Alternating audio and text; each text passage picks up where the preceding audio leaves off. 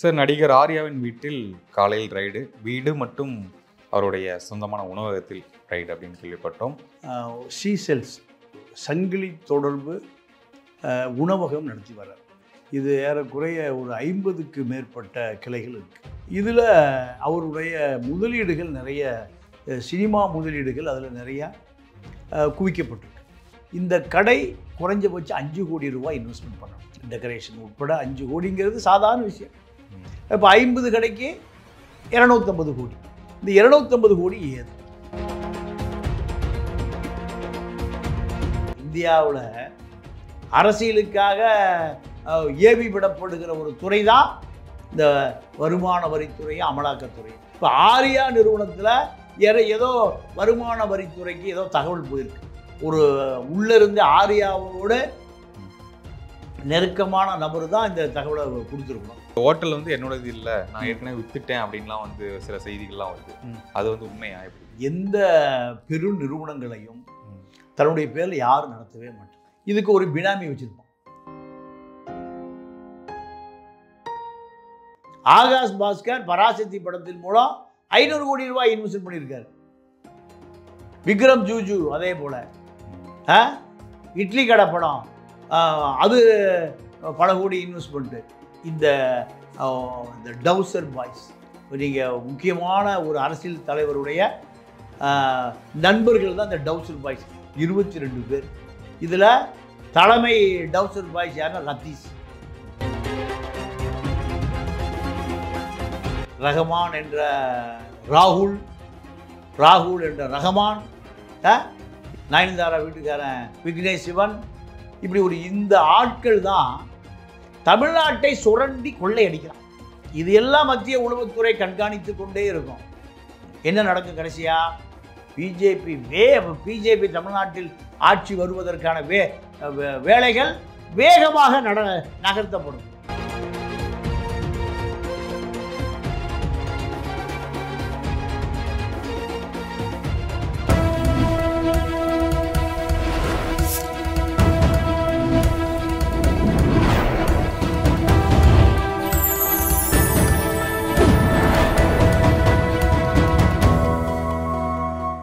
Channel 5 தமிழர்களுக்கு வணக்கம். இன்றைய நேர்காணலில் நம்முடன் இணைந்திருப்பவர் பத்திரிகையாளர் திரு தமிழா பாண்டியன் அவர்கள். வணக்கம் சார். வணக்கம் சார். நடிகர் ஆர்யாவின் வீட்டில் காலையில் ரைடு, வீடு மற்றும் அவருடைய சொந்தமான உணவகத்தில் ரைடு அப்படின்னு கேள்விப்பட்டோம். இந்த வருமான வரி அதிகமாக வச்சுருந்தாரு, வருமான வரி ஏறிப்பு அப்படின்லாம் சொல்லியிருந்தாங்க. என்ன நடந்துச்சு சார்? என்ன விஷயம்? இல்லை, அவரை பொறுத்த வரைக்கும் சீசெல்ஸ் ஒரு சங்கிலி தொடர்பு உணவகம் நடத்தி வர்றார். இது ஏறக்குறைய ஒரு 50க்கு மேற்பட்ட கிளைகள் இருக்குது. சென்னை, பெங்களூர் இப்படியெல்லாம் வச்சுருக்காரு. இதில் அவருடைய முதலீடுகள் நிறைய சினிமா முதலீடுகள் அதில் நிறையா குவிக்கப்பட்டிருக்கு. ஒரு கடை குறைந்தபட்சம் ஒரு 1 கோடி ரூபா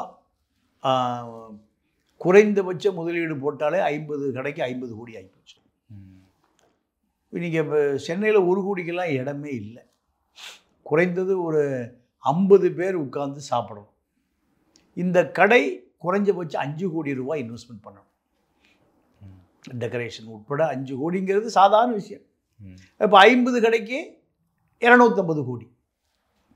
இந்த 250 கோடி ஏது? ஆர்யாவை பொறுத்தவரை அவர் ஒன்றும் பெரிய ஸ்டார் இல்லை, ஒரு துணை நடிகர், இப்படி தான் இருக்கார். இப்போ இவருக்கு ஏது இந்த 250 கோடி?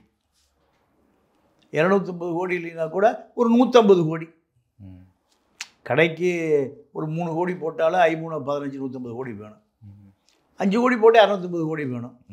இதில் குறைந்தபட்சம் இந்த 50 கடைகளையும் ஒரு கடைக்கு 50 பேர் குறைந்தபட்சம் வேலை செய்யணும். அப்போ 50 கடைக்கு ஒரு 2500 பேர் வேலை செய்யணும். அப்போ இது ஒரு பெரிய சங்கிலி தொடர்பு நிறுவனம் தான், பெரிய நெட்வொர்க். அப்போ இந்த நெட்வொர்க்கில் பல கோடி ரூபாய் வர்த்தகம் நடக்கும். ஒரு 5 நட்சத்திர ஹோட்டல் எப்படி பராமரிக்கிறோமோ அதே போல் பராமரிக்கணும். இந்த கடைக்கு சாதாரண கஸ்டமர்லாம் வரமாட்டான், ஒரு குவாலிட்டியான கஸ்டமர் தான் வருவான். அப்போது இது வந்து ஒரு பெரிய வருமான வரி கட்டக்கூடிய ஒரு பெரிய தொழில் தான்.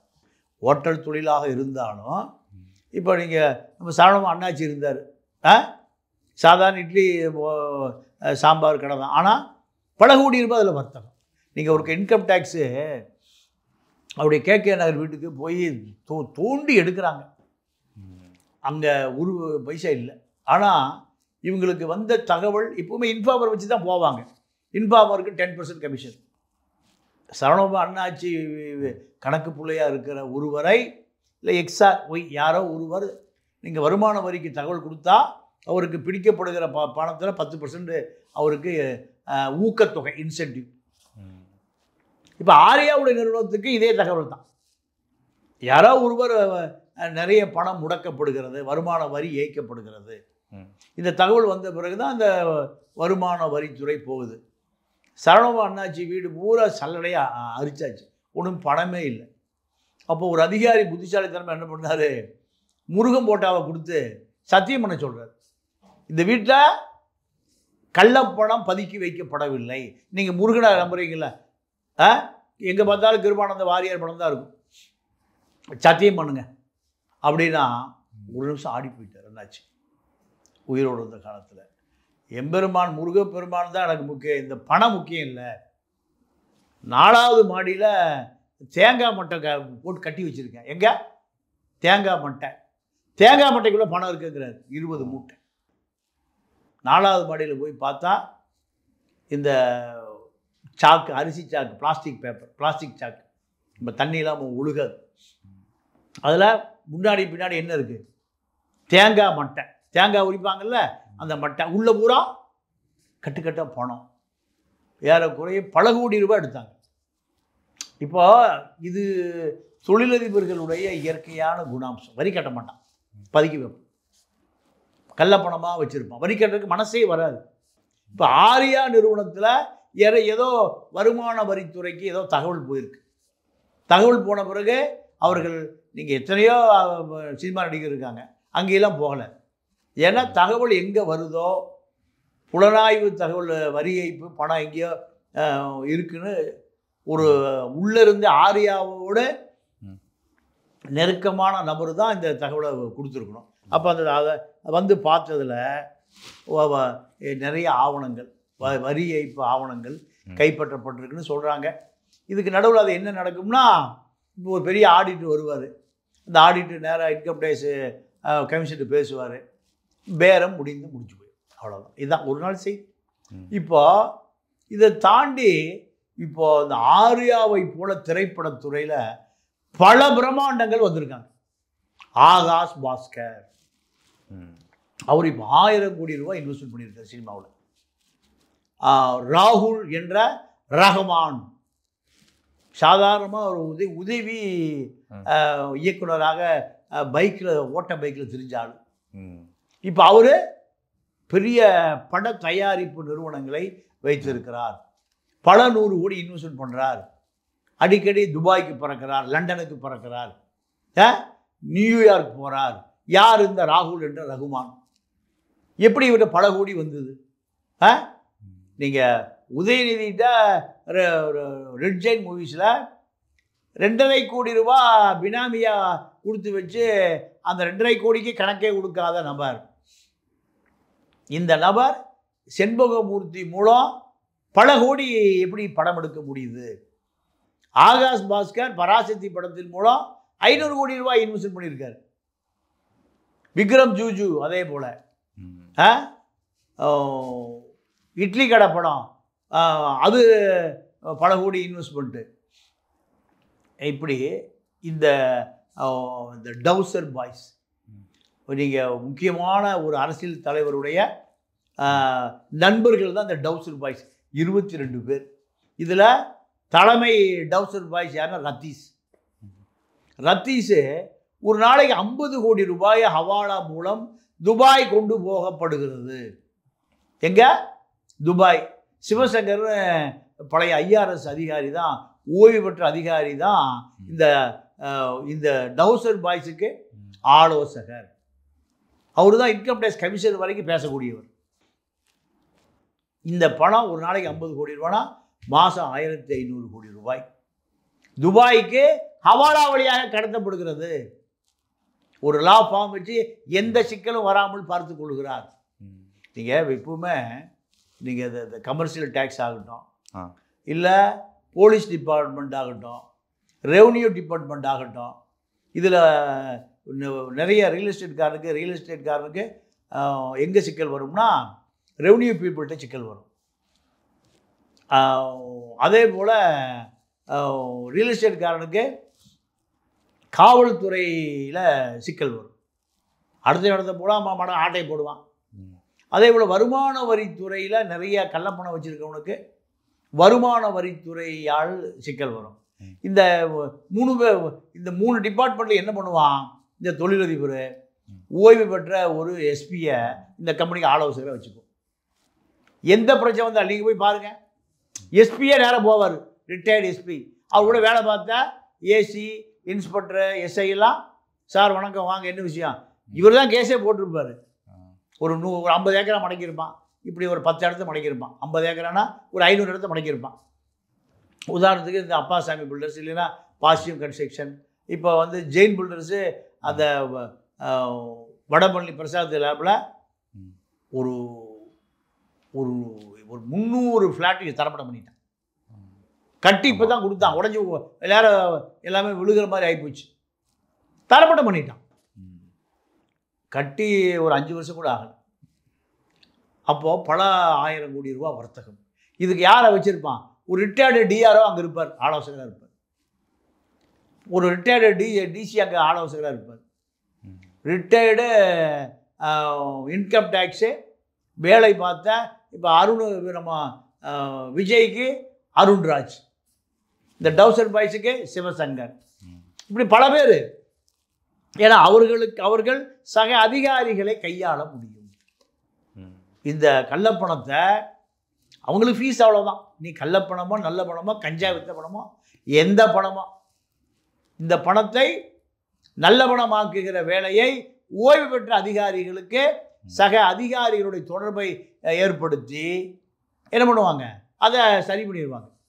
இப்போ ஆர்யாவுக்கு ஒரு ரிட்டையர்டு ஐஆர்எஸ் அதிகாரி இப்போ வேலை பார்த்துட்டு இருப்பார். ஆர்யாவுக்கும் இப்போ அதே அந்த டவுசர் பாய்ஸ் 22 பேர், ரத்தீஷ் உட்பட, விக்ரம், ஜூஜு, ஆகாஷ், பாஸ்கர், ரஹமான் என்ற ராகுல் என்ற ரஹமான், இவங்க நம்ம நயன்தாரா வீட்டுக்காரன் விக்னேஷ் சிவன், இப்படி ஒரு இந்த ஆட்கள் தான் தமிழ்நாட்டை சுரண்டி கொள்ளையடிக்கிறான். நான் காலையிலேருந்து ஒரு செய்தி பார்த்தேன். என்னன்னா, ஆர்யா இந்த ஹோட்டல் வந்து என்னோடது இல்லை, நான் ஏற்கனவே வித்துட்டேன் அப்படின்லாம் வந்து சில செய்திகள்லாம் வருது. அது வந்து உண்மையா எப்படி? இல்லைங்க, அதாவது எந்த பெரு நிறுவனங்களையும் தன்னுடைய பேரில் யாரும் நடத்தவே மாட்டான். இதுக்கு ஒரு பினாமி வச்சுருப்பான். அவனுக்கு சம்பளம் ஒரு 50,000 ரூபா, 1 லட்ச ரூபா இருக்கும். வண்டி வாகனம் கார் வசதியெல்லாம் இருக்கும். ஏன்னா இந்த தோழி இப்போ அங்கே எவனாவது ஒருத்தன் சாப்பாட்டில் கரப்பாம்பூச்சி தின்னுட்டு ஆஸ்பத்திரிக்கு போயிட்டான்னா ஆரியா மேலே பேர் போட்டுருவான். ஆரியா சைதாப்பட்ட சப்ஜெக்டில் கிடக்கணும். கரப்பாம்பூச்சி விழுந்தாலும் சரி, பள்ளி விழுந்தாலும் சரி, சீசெல்ஸில் அப்படிலாம் இல்லை. அது ஹோட்டல் நல்லா நடக்கட்டும், 500 பிரான்ச்சாக மாறட்டும். அது ஒரு தமிழவன் யார், ஆர்யா. அதனால் நம்ம அதை ஆனால் இருக்கிற நேச்சரை சொல்கிறோம். எல்லா தொழிலதிபர்களுமே யாரை வச்சுருப்பான்? ஒரு பினாமி. இப்போ ஜி ஸ்கொயரு ஓட்டர் டிவி வித்துட்டு இருந்தான் யார், ராமஜெயம். இப்போ அவர் ஜி ஸ்கொயர் பாலா 5 லட்சம் கோடி இருக்கு. எங்கே திரும்பினாலும் ஜி ஸ்கொயர் தான். தமிழ்நாடு முழுக்க பட்டா போட்டாச்சு ஜி ஸ்கொயருக்கு. இவர் நம்ம ஜெம் வீரமணியில் இடமெல்லாம் மிரட்டி பிடிக்கப்படுது. மீண்டும் 2006-11 இது மீடியாவில் செய்தியே வர்றதில்லை. மீடியா பூரா அவங்ககிட்ட இருக்கு. மீடியா பூரா ஜி ஸ்கொயருக்கு கட்டுப்பாட்டில் எனக்கு தெரிஞ்சு தமிழ்நாட்டில் பாதி இடம் வந்துருச்சு. ஏதாவது செய்தி வந்திருக்கு, யாருக்கா தெரியுமா? வரல. கேட்டால் என்ன சொல்லுவார் சபரீஷன், எனக்கு அதுக்கு சம்மந்தமே இல்லை. பொண்டாட்டியுமே எனக்கு அது சம்மந்தம் இல்லைன்னு சொன்னாங்க ஆளுங்க அவங்க. மணிமொழி என் மகள், மணிமொழியின் தாயார் மர்பாபால் என் பொண்டாட்டியே இல்லை. இப்படி சொன்ன ஆளுங்க தானே. நான் பேரை மாற்றி சொல்கிறேன், ஏன்னா அப்போ அந்த மாதிரிலாம் இப்படி சொல்ல வேண்டாம். கருவின் குற்றமா கர்த்தாவின் குற்றமானா கரு என்ன பண்ணும்? படைத்தவன் குற்றம் தான். அதனால் பொண்டாட்டியவே இல்லைன்னு சொல்கிற ஆளுக்கு தானே. அப்போ தமிழ்நாட்டில் இது ஒரு ஸ்டைலாக போச்சு. இப்போ இந்த டவுசர் பாய்ஸுக்கு 22 பேர் பல ஆயிரம் கோடி ரூபாய் வெளிநாடுகளில் பதுக்கப்படுகிறது. வருமான வரித்துறை பார்த்துட்ருக்கு, அமலாக்கத்துறை பார்த்துட்ருக்கு, அந்நிய செலவாணி மோசடித்துறை பார்த்துட்ருக்கு. என்ன சொல்கிறாருன்னா அமித்ஷா, அது அமித்ஷா அமெரிக்கன் கழுகு. அமெரிக்கா சிஐஏயோட சிம்பிள் என்ன? கழுகு தான். அது ஒரு 100 அடியில் 200 அடி 300 அடியில் பறந்தாலும் கீழே இருக்கிற பொருளை பார்க்கும். கோழி குஞ்சை டக்குன்னு தூக்கிட்டு போய் அமெரிக்க கழுகு மாதிரி. இப்போ அமித்ஷா என்ன சொல்கிறாரு, இதெல்லாம் எனக்கு தெரியும், எப்போ நடவடிக்கை எடுக்க வேண்டும் என்பது நான் முடிவு பண்ணி வச்சிருக்கேன். இப்போ டவுசர் பாய்ஸு அவர் கட்டுப்பாட்டில் போயிட்டாரு. ஏடிஎம்கேல இருக்கிற ஒரு டவுசர் பாய்ஸ் புதுசாக உருவாயிருக்காங்க. நீங்கள் இப்போ மிதுனு, அஜய் வாண்டையார், நம்ம இவர் திமுக ஐடி விங்கு ராஜ் சத்தியன், இது ஒரு டவுசர் பாய்ஸ். இது ஒரு எதிர்கால முதலமைச்சர், இது கரண்ட் முதலமைச்சர். இன்னொரு முதலமைச்சர் பனையூரில் இருக்கார், திரிஷா வீட்டுக்கு பக்கத்தில், அவர் ஒரு முதலமைச்சர். இவர்கள் தான் எதிர்கால தமிழ்நாடு. இதையெல்லாம் அமித்ஷா என்ன பண்ணிட்டு இருக்காரு? பார்த்து கொண்டே இருக்கிறார். எப்படி கூடி சீக்கிரம் பிஜேபி ஆட்சி வருவதற்கான வேலையை அமித்ஷா பண்ணிட்டு இருக்காரு தமிழ்நாட்டில். ஏன்னா இவர்கள் நம்பி இப்படி தமிழ்நாடு விளங்க போகுது. ஒருவர் ஒரு 3-4 நாளில் உடம்பு சரியில்லை, நாங்கள் ஒரு முக்கியமான நபர், எங்கே குடிச்சு கீழே விழுந்து கை காலெல்லாம் காயத்தோட ஒரு 3-4 நாள் உடம்பு சரியில்லைன்னு படுத்துட்டார். யாரோ ஒரு முக்கிய அரசியல் தலைவர். இன்னொரு பக்கம் ஏடிஎம்கேல அஜய் வாண்டையார், மிதுன் நண்பர் பிரசாத், நுங்கம்பாக்கத்தில் எல்லாம் பாரில் சண்டை, எல்லாம் கோர்ட்டில் சட்ட பாரில் சண்டை பிடிப்பான். சட்டத்துக்கு பேர் பார் தான், பார் கவுன்சில் சொல்கிறோம்ல. பல வாதங்கள் நடக்கும். இங்கே என்ன நடக்குது இந்த பாரில்? எதிர்கால முதலமைச்சராக இருக்கக்கூடிய மிதுனு, அஜய் வாண்டையார், பிரசாத் கும்பல்லாம் ஈசிஆரில் மீட்டிங் நடக்குது. அப்போது இது எல்லாம் மத்திய உளவுத்துறை கண்காணித்து கொண்டே இருக்கும். என்ன நடக்கும் கடைசியாக? பிஜேபி தமிழ்நாட்டில் ஆட்சி வருவதற்கான வேலைகள் வேகமாக நகர்த்தப்படும். எப்படி சாத்தியம்? அது எப்படி சாத்தியம்னா, மகாராஷ்டிராவில் எப்படி சாத்தியம், திரிபுராவில் எப்படி சாத்தியம், கம்யூனிஸ்ட் நாடு திரிபுரா, அஸ்ஸாமில் எப்படி சாத்தியம், அதே போல் தமிழ்நாட்டில் சாத்தியம்தான். அரசியல் தெரிந்த மாநிலங்களையும் இப்படி இருக்கு. திரிபுராவில் என்ன பண்ணால், எதிர்கட்சி காங்கிரஸை பூரா பிஜேபி பர்ச்சேஸ் பண்ணிட்டான். பர்ச்சேஸ் பண்ணி கம்யூனிஸ்டுகளுக்கு எதிராக காங்கிரஸை வளர்த்தி விட்டு காசை கொடுத்து விலைக்கு வாங்கி எல்லாம் முடிஞ்சு, தேர்தல் முடிஞ்ச பிறகு காங்கிரஸ் பூரா பிஜேபியை மாறிட்டான். முடிஞ்சு போச்சா? அந்த மாதிரி இங்கே யாராச்சும் வாங்குவாங்க? கண்டிப்பாக. விற்பதற்கு தயாராக, விலைக்கு தயாராக இருக்கிற வேலுமணிகளும் தங்கமணிகளும் தயாராக இருக்காங்க. எடப்பாடியை காலை வாரிட்டு பிஜேபி கூட்டணியில் தானே இருக்காங்க, அப்புறம் எப்படி விற்கிறது? என்ன விஷயம்? இல்லை, அதாவது நீங்கள் நேராக மகாராஷ்டிரா போயிருங்க, இதுக்கு பதில் அங்கே தான் இருக்கு. சிவசேனாவும் பாஜகவும் கூட்டணி தான். சிவசேனாவும் பாஜகவும் கூட்டணி தான். இப்போ சிவசேனாவை காலி பண்ணிட்டு சிவசேனாவை உடைத்து இப்போ யார் அங்கே முதலமைச்சர்? வந்தாரா ஏக்நாத் ஷிண்டே ஆட்டோ ஓட்டிட்டு இருந்தவர். உத்தவ் தாக்கரே, பால் தாக்கரே கட்சியில் ஒரு ஆட்டோ டிரைவராக வந்து கட்சியில் சேர்ந்தவர். கட்சிக்காரர் இப்போ ஆட்டோ ஓட்ட போயிட்டார். யார்? உத்தவ் தாக்கரே, ராஜ் தாக்கரே, ஆதித்யா தாக்கரே எல்லாம் ஆட்டோ ஓட்டுனவர் முதலமைச்சர். யார் ஆக்குனா? இந்த அமித்ஷா கும்பல் தான்.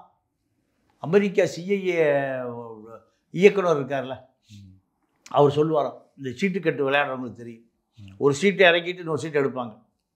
அது போன்ற பல நாட்டு பிரதமர்களையும் அதிபர்களையும் மாற்றக்கூடிய அதிகாரம் படைத்தவன் யாரு? CIA director. அமெரிக்காவுடைய அந்த கழுகு சிம்பிள் இருக்குல்ல, அதனுடைய டைரக்டர் என்ன பண்ணுவான்? ஒரு சீட்டை இறக்கிட்டு ஒரு சீட்டை எடுத்து போடுவான். இதுக்குள்ள இந்த நேரத்துக்குள்ள பல நாட்டு அதிபர்கள் மாறிடுவான். பல நாட்டு அதிபர்கள் காணாமல் போயிடும். சதாம் ஹுசேன் என்ன பண்ணாரு? காணாமல் போயிட்டார். கடாபி என்ன ஆனார்? காணாமல் போயிட்டார். இதுக்கு பின்னணியில் யார் அரசியல்? அமெரிக்க அரசியல் தான். அமெரிக்காவை பொறுத்தவரை ஒட்டுமொத்த உலகத்தையே கண்காணிப்பு 24 மணி நேரம் வைத்திருக்கிற அமைப்பு தான் இந்த CIA. அதே போல இந்தியாவில் CIA யாரு? அமித்ஷா. அமித்ஷா யாரை முதலமைச்சராக்கணும், யாரை முன்னாள் முதலமைச்சராக்கணும், சீட்டுக்கட்டை இறக்கிட்டு சீட்டு போடுற நேரத்தில். ஏன்னா அமித்ஷா ஒரு தனி நபர் இல்லை. அமித்ஷா என்பவர் பாஜகவினுடைய செயல் தலைவர், தளபதி. பாஜக பின்னாடி RSS இருக்கு. RSS என்பது 5 கோடி உயர் ஜாதி பார்ப்பனர்களால் இந்தியாவுக்குள்ளேயும் இந்தியாவுக்கு வெளியிலையும் கட்டமைக்கப்பட்ட ஒரு பிரம்மாண்ட அமைப்பு. 195 நாடுகளில் இந்தியாவுடைய தூதரகத்துக்கு 1 ஏக்கராவில் 50 பேர் தான் வேலை பார்க்குறான். RSS அலுவலகம் 195 நாடுகளில் 5 ஏக்கராவில் 200 பேர் வேலை பார்க்குறான். எது பெரிய அமைப்பு? இந்தியா தூதரகம் பெரிய அமைப்பா, RSS அலுவலகம் பெரிய அமைப்பா? இதெல்லாம் கற்பனை கொண்டுக்கிற பொழுது நான் விஜய் வீட்டுக்கு திரிஷா வீட்டுக்கு பக்கத்தில் இருக்கிற முதலமைச்சர், நயன்தாரா வீட்டுக்கு பக்கத்தில் இருக்கிற முதலமைச்சர், அதே போல் நம்ம நவீன் ஈசிஆரில் இருக்கிற நம்ம மிதுன் போன்றவர்கள் எல்லாம் எதிர்கால அரசியலில் என்ன ஆவாங்கன்னு தெரியாது. இந்த ஒரு கடைசியான கேள்வி என்னன்னா, இந்த ஆர்யாவுடைய வழக்கு என்ன ஆகும்? ஆர்யா வழக்கு என்ன ஆகும்னா, இப்போ ஆர்யா சொல்லிட்டார் என்னுடைய நிறுவனம் இல்லைன்ட்டார். அவருடைய பினாமி யாராவது ஒரு ஆள் XRY இருப்பாங்க. அவர்கள் இதில் ஒரு எந்த டாக்குமெண்ட் எடுத்தாங்களோ, எவ்வளவு வரி ஏய்ப்பு நடந்திருக்கோ அதுக்கு 2 மடங்கு அபராத தொகை, அதிகாரிக்கு 1 மடங்கு ரகசிய தொகை. இந்தியா தான். நீங்கள் ப. சிதம்பரம் நிதியமைச்சராக இருந்தார். நிதியமைச்சராக இருக்கும்போது ஒரு சட்டம் போட்டார். ஏன்னா அவருடைய பணத்தையே ஒயிட்டாக்க வேண்டிய தேவை வந்துருச்சு. அப்போது நீங்கள் உங்களுடைய கள்ளப்பணத்தை எடுத்துக்கொண்டு வந்து வருமான வரித்துறை அலுவலகத்துக்கு வாங்க. எவ்வளவு கொண்டு வரீங்களோ 3ல் 1 மடங்கு 35 கோடி ரூபா. ஒரு இன்கம் டேக்ஸ் ஆஃபீஸுக்கு வரவன் 5000 10,000 50,000 நம்ம மாதிரி ஆள் தான் வருவான். ஒரு இது வேணும்னு, பேன் கார்டு வேணும்னு பல ஆயிரம் கோடி வச்சுருக்கிறது தான் வருவான். அவனுக்காகத்தான் சிதம்பரம் சட்டமே போட்டாங்க. 1/3 கட்டிட்டீங்கன்னா மீதி ஒயிட் ஆயிரும். 100 கோடி ரூபாய் கள்ளப்பணம் வச்சிருக்கு, 35 கோடி ரூபா கட்டினா மீதி 65 கோடி ரூபா என்ன ஆகும்? ஒயிட். வருமான வரி கட்டினதாக சீல் அடித்து கைது போட்டு கொடுத்துரும். இப்படி 10 பேர் வந்தால் 1000 கோடி ரூபாயில் 650 கோடி ரூபா எதை என்ன ஆயிரும்? ஒயிட் ஆயிரும். அதே தான் இப்போ ஆர்யா நிறுவனத்திற்கு வந்த வருமான வரித்துறை ஒரு அபராதம் போடப்படும். அபராதம் போடுவதற்கு ஒரு தொகை கைமாறும். வழக்கு முடிஞ்சு போச்சு. இவ்வளோதான். இந்தியாவில் வருமான வரி ஏய்ப்பு அம்பானி வீட்டுக்கு, அதானி வீட்டுக்கு, டாடா வீட்டுக்கு, பிர்லா வீட்டுக்கு, சிங்கானி கம்கானி வீட்டுக்கெல்லாம் போகாது. ஏங்க இன்கம் டேக்ஸ் மார்வாடி சவுகார்பேட்டைக்கு போக சொல்லுங்களேன். சவுகார்பேட்டைக்கு போக சொல்லுங்க. சவுகார்பேட்டைக்கு எனக்கே போய் பார்த்துருக்கீங்களா? சவுகார் முதலாளிகள், சவுகார் அங்கே போகவே போகாது. எங்கே? சவுகார்பேட்டைக்கெல்லாம் போகாது. அப்போது ஏப்ப சாப்ப எங்கே இருக்கான்னு அங்கே தான் போகும். இதுதான் இந்தியாவில் அரசியலுக்காக ஏவி விடப்படுகிற ஒரு துறை தான் இந்த வருமான வரித்துறையும் அமலாக்கத்துறையும். அதுதான் இப்போ எங்கே ஏவி விடப்பட்டிருக்கு. ஆர்யா வீட்டுக்கு போயிருக்கு. ஆர்யா வீட்டில் 800 பினாமி விட்டார், முடிஞ்சு போச்சு. இதுதான் எல்லா வளமையாக நடக்கிற விஷயம் தான். ஓகே சார், உங்கள் நேரத்துக்கும் நேர்காணல் மிக்க நன்றி. வணக்கம் சார். நன்றி, வணக்கம்.